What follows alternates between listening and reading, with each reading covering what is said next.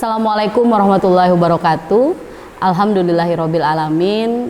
Pada saat ini kita masih bisa bertemu kembali walaupun dalam suasana pandemi Covid yang menyebabkan selama hampir kurang lebih 8 bulan ini saya sebagai dosen perkembangan anak tidak bisa bertemu dan bertatap muka langsung dengan mahasiswa dalam mata kuliah perkembangan anak.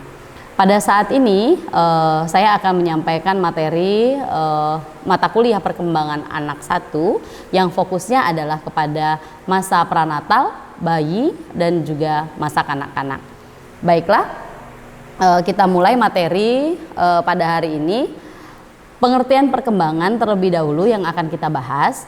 Secara umum, pengertian perkembangan itu diartikan sebagai perubahan yang bersifat tetap dan tidak dapat diputar kembali. Artinya, ketika seseorang sudah sampai pada fase tingkat perkembangan tertentu, maka itu tidak bisa kembali lagi. Nah, selanjutnya kita juga sering kenal istilah ada perkembangan dan juga ada pertumbuhan. Nah, pertumbuhan ini bisa diartikan sebagai bertambah besarnya ukuran badan dan fungsi fisik yang murni.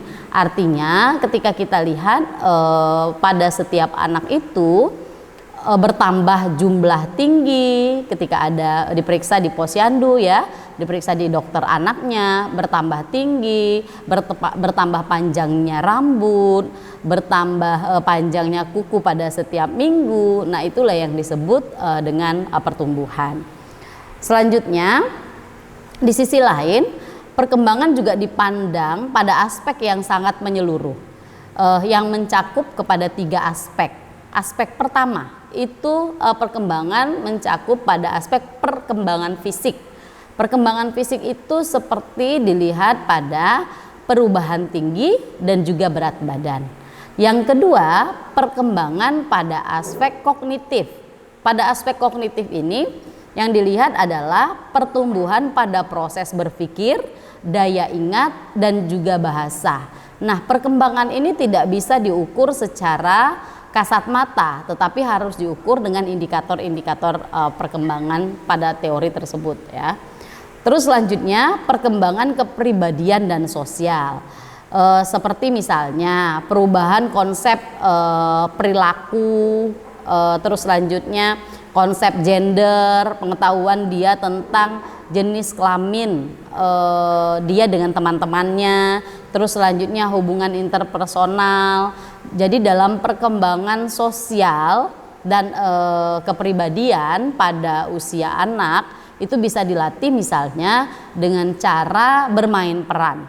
Ketika mereka bermain peran, kita sadari itu bukan hanya sekedar mereka bermain semata, tetapi dari situ mereka mengembangkan kepribadiannya secara individu dan juga kepribadian lingkungannya, setelah itu kecerdasan sosialnya, yang pada nyatanya belakangan ini kecerdasan sosial itu menjadi aspek tolak ukur pertama. Tidak lagi bertumpu kepada kecerdasan intelektual, tidak lagi bertumpu kepada kecerdasan emosi semata, tapi bagaimana kecerdasan emosi itu bisa berkembang ke arah kecerdasan sosial. Selanjutnya kita masuk kepada perkembangan pranatal. Teman-teman semua, bahwa perkembangan anak itu tidak serta-merta dilihat hanya ketika dia dilahirkan di muka bumi, tetapi bagaimana rangsangan, bagaimana interaksi yang dilakukan ibu dan ayah ketika anak ini berada di dalam kandungan. Inilah yang disebut dengan masa pranatal atau masa sebelum kelahiran. Ketika di masa pranatal masa pra kelahiran itu dimulai, itu akan berlangsung selama 9 bulan, bisa ada yang lebih beberapa hari, bisa ada yang nanti dia mundur beberapa hari. Nah, selama fase ini sebuah sel tunggal tumbuh menjadi organisme yang lengkap di dalam sebuah yang sudah membentuk otak Jadi di dalam sel janin pertama itu sudah dibentuk yang disebut dengan periode zigot, ya, periode zigot. Dalam istilah lain ini masa pembuahan sampai akhir di minggu kedua. Jadi ada trimester pertama, ada trimester kedua, ada trimester ketiga yang sudah mendekati pada masa kelahiran. Jadi bentuk zigot itu ketika banyak mungkin orang yang tidak memahami ketika di dalam kandungan yang perut ibu itu belum terlihat, tetapi di dalamnya itu sudah menyimpan calon cabang bayi yang bisa menyerap semua apapun yang terjadi dalam lingkungan luar mereka. Bentuk zigot itu sebesar kepala peniti, artinya kecil sekali ya, tidak berubah karena tidak mempunyai sumber makanan dari luar, artinya dia tidak makan, dia hanya bertahan pada zat kuning telur. Terus selanjutnya dengan berjalannya zigot dari tuba Fallopi turun ke uterus, terjadi banyak pembelahan dari zigot, terjadi banyak-banyak mereka mendapatkan lapisan dari perjalanan itu. Terus setelah itu adanya lapisan dalam, adanya lapisan luar. Nah setelah inilah dia akan berkembang menjadi plasenta, tali pusar. Setelah itu adanya selaput pembungkus janin. Ketika berkembang menjadi manusia baru, lapisan ini akan membentuk 3 jaringan. Ini yang harus dipahami. Ketika membentuk 3 jaringan ini pada masa trimester pertama, ibu yang mengandung itu memang mengalami banyak hal perubahan hormonal. Makanya ada bahasanya yang menyebutnya ngidam, banyak selera ini dan itu, tidak selera makan. Tapi dalam fase ini seorang ibu tetap harus melengkapi gizi, ya, gizi yang ada untuk calon janin cabang bayi yang ada di dalam kandungannya. Jika tidak, inilah yang juga sering dibahas oleh orang kesehatan pada masa ini yang masih menjadi pembahasan oleh Menteri Kesehatan, yaitu akan stunting. Anak-anak itu akan kekurangan zat gizi sejak dari masa kandungan hingga pada 40 hari pertama dilahirkan. Tadi dia akan membentuk 3 jenis jaringan ya. Yang pertama disebut dengan jaringan endoderm. Jadi lapisan terdalam yang akan membentuk paru-paru, hati, sistem pencernaan dan pankreas. Jadi itu sudah terbentuk pada trimester pertama. Terus lapisan kedua disebut dengan mesoderm, itu ada lapisan tangan yang sudah membentuk tulang, sudah membentuk otot ginjal, pembuluh darah dan jantung. Sudah terbentuk tetapi belum maksimal. Bentuk rumahnya saja yang sudah terbentuk pada masa ini. Terus selanjutnya exoderm yang akan membentuk jaringan kulit, rambut, lensa mata, email gigi dan juga sistem saraf. Nah, pada awal-awal pertama ini sudah terbentuk semua. Jadi artinya walaupun dia belum lewat pada trimester pertama, itu dia sudah berbentuk utuh seperti manusia yang kecil sekali di dalam rahim ibu. Sekitar 10 hari akan mengalami perubahan, zigot akan tertanam ya di dinding uterin dan menjadi tebal. Setelah itu penuh dengan pembuluh darah sehingga dia akan semakin berkembang. Nah, setelah masa zigot akan disebut dengan masa embrio. Pada masa embrio ini di akhir minggu kedua sampai kepada akhir bulan gitu, akan terbentuknya plasenta, tali pusar tadi yang sudah saya sampaikan. Fungsi plasenta dari tali pusar ini adalah mengalirkan oksigen, zat-zat makanan ya dari ibu ke embrio dan juga mengalirkan sistem metabolismenya. Embrio itu berkembang dengan cepat, dia akan dikelilingi oleh cairan amnion yang berfungsi melindungi dari bahaya benturan yang mungkin terjadi. Jadi inilah yang disebut dengan cairan ketuban kalau yang dikenal oleh masyarakat kita. Inilah yang melindungi bayi dari gerakan-gerakan ibu yang begitu keras mungkin ketika dia beraktivitas. Setelah itu selanjutnya akan masuk kepada periode janin. Periode inilah yang disebut pada masa akhir bulan ketiga atau trimester ketiga. Nah, teman-teman sekalian, dalam masa fase trimester kedua dan ketiga, rangsangan apa yang bisa atau stimulus apa yang bisa dilakukan oleh ibu dan ayah yang berada di luar, yang belum bisa melihat bentuk ya calon anak ini atau cabang bayi.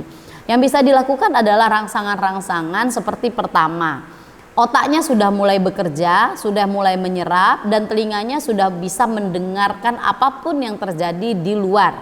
Jadi ibu dan ayah menstimulus kognitifnya itu bisa dengan cara mengajak bercerita, setelah itu membacakan doa, mendengarkan lantunan ayat suci Al-Quran, dengan cara mengelus-ngelus, menunjukkan rasa kasih sayang, begitu ya.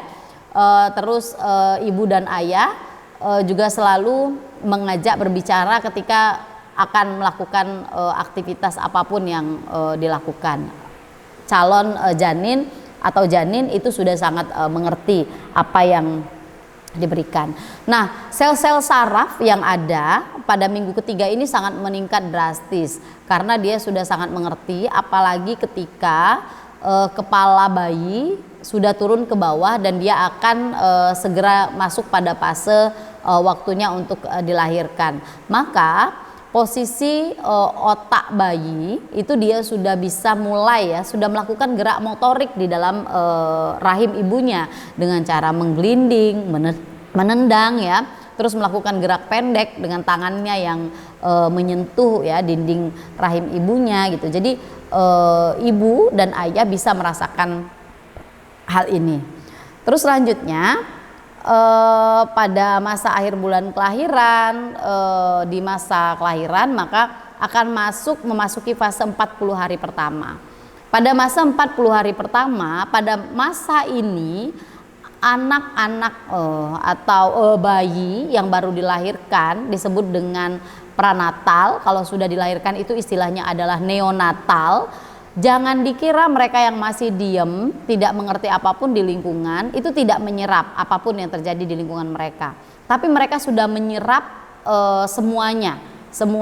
Jadi dengan mereka menyerap itu sudah mulai dalam pembentukan perilaku. Misalnya ketika dia menunjukkan bahasa dengan cara menangis, itu adalah komunikasi, menunjukkan ada yang tidak cocok kepada diri mereka. Agar anak ini tidak rewel, maka ibu dan ayah atau orang-orang yang ada di lingkungannya diharapkan segera merespon, begitu. Jadi dia paham bahwa orang di lingkungan sekitarnya itu peduli, segera merespon anak dengan bentuk tangisan. Dan bentuk tangisan bayi itu juga bermacam-macam, teman-teman. Jadi tidak seluruhnya tangisan bayi itu adalah seperti tangisan kesakitan atau kelaparan, tetapi ada terkadang tangisan yang dilakukan itu hanya untuk mencari perhatian, hanya untuk mengajak bermain. Nah, oleh karena itu orang di lingkungannya itu harus betul-betul peka dengan kebutuhan masa bayi di neonatal yang akan membentuk perilaku setelah itu. Nah, kita masuk masa bayi. Menurut Papalia dan kawan-kawan ya, perkembangan fisik pada fase bayi ini itu meliputi tiga perkembangan. Perkembangan pertama itu semua sensor sistem tubuh yang lahir itu berkembang dengan cara yang sangat beragam. Jadi ketika kita berada di masyarakat, tidak usah membanding-bandingkan antara bayi yang satu dengan bayi yang lainnya, karena memang mereka mengalami perkembangan yang beragam sekali. Terus yang kedua, mereka sudah memiliki otak yang sangat berkembang dan sangat kompleks ya, sangat kompleks. Itu semua dipengaruhi oleh lingkungan mereka masing-masing. Dipengaruhi lingkungan artinya lingkungan itu memberikan stimulus dan rangsangan yang berbeda-beda pada setiap proses bayi. Jadi tergantung dengan gaya orang tua dan lingkungan mendidik anak itu masing-masing. Terus yang ketiga, pertumbuhan fisik dan perkembangan keterampilan motorik. Awalnya itu mereka memiliki tingkat perkembangan yang sangat tinggi. Nah, tinggal lagi bagaimana ibu dan ayah terus selanjutnya lingkungan itu merangsang agar pertumbuhan keinginan motorik yang sangat tinggi ini selalu berkembang dengan baik dan cepat. Terus selanjutnya perkembangan kognitif, misalnya kita bahas bahwa ketika anak melakukan perkembangan kognitif ini, dia itu sudah bisa merekam semuanya. Kenapa? Artinya orang tua repot-repot ya, misalnya kenapa ya kita harus membacakan buku kepada anak usia dini? Apa dia sudah mengerti? Oh, sudah sangat mengerti. Jadi kita orang di dewasa di sekitarnya itu jangan menganggap bahwa mereka tidak memahami ketika kita membacakan buku. Dalam sebuah penelitian menunjukkan beberapa tahun yang akan datang, 3-4 tahun itu akan menunjukkan perkembangan kognitif yang sangat luar biasa. Selanjutnya perkembangan psikososial, dia sudah mulai tertarik dengan orang lain. Setelah itu perkembangan emosional, memang sikap egosentris itu muncul pada masa bayi dan awal kanak-kanak, tetapi sikap egosentris itu bisa dilatih oleh lingkungan mereka. Nah, setelah itu pada masa kanak-kanak ini misalnya pada masa batita ya, batita dan balita, menurut Jean Piaget perkembangan kognitifnya berada pada tahap praoperasional dan mereka ini juga belum mengerti bentuk-bentuk yang abstrak, jadi mereka belajar dari hal yang konkret. Makanya dalam pembelajaran anak-anak tidak boleh diajarkan secara kognitif angka 1 ditambah dengan angka 1 adalah 2, tetapi bagaimana cara mengajarkan angka dengan bentuk yang konkret. Misalnya ada 1 buah apel ditambahkan dengan 1 buah apel lagi, maka ketika kedua apel ini jumlahkan, akhirnya akan memiliki 2 apel. Inilah yang disebut dengan benda konkret. Mereka tidak bisa mengerti dengan benda abstrak. Karena perkembangan kognitifnya begitu praoperasional, jadi lingkungan itu harus mengajarkan itu dengan cara bermain, tentunya pendekatannya. Selanjutnya pada perkembangan sosial, yang paling penting pada masa kanak-kanak ini adalah perkembangan untuk mengajarkan dia mulai berbagi, mulai merasa bersalah ketika dia melakukan kesalahan, karena ketika pada masa usia kanak-kanak mereka akan sulit sekali untuk diajarkan proses meminta maaf pada orang lain. Ini yang terjadi dan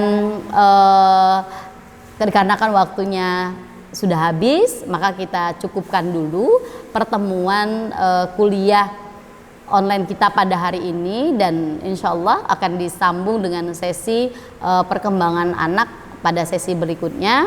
Saya ucapkan terima kasih, tetap semangat belajar dalam kondisi pandemi COVID ini.